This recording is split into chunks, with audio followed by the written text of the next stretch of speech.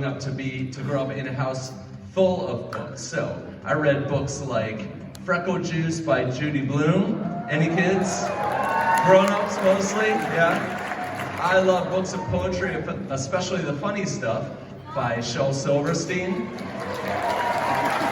Okay, I was terrified of Shel Silverstein. This was the picture on the back of his book. You're scared too. Yeah, okay. I think he was trolling us. I think he was just playing with us with that picture. I read lots and lots of comic books. I love the comics by Carl Barks, who did Donald Duck and Uncle Scrooge. I learned about the world through comics. And I love comic strips too. I love Calvin and Hobbes, The Far Side. I love Peanuts. And I love Big Nate, which was a comic that came up when I was a teenager.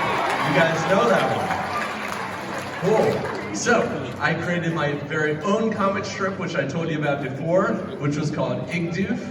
And yes, crickets. Nobody has heard of this, even though I just told you about it. It didn't get published. I got lots of these. This is a rejection letter.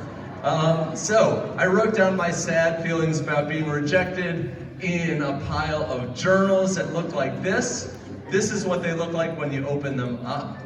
And you can probably guess where this is going. Is that a light bulb went off over my head. I said, maybe I can get my comics published in book form. So I started writing down every funny thing that happened to me as a kid growing up in this journal. It took me 4 years to fill the journal. It took me another 4 years to finish the first draft of Diary of a Wimpy Kid. And when I was done, I brought it to something called New York Comic Con and met an editor there who liked what I wrote. 1 year later, Diary of a Wimpy Kid came out. And what did we do with our first paychecks? My wife and I built and opened a bookstore, an independent bookstore in our hometown of Plainville called An Unlikely Story.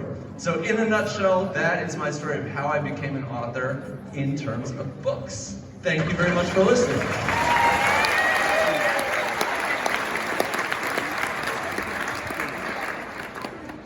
Did that guy leave yet? Okay, here we go. We are going to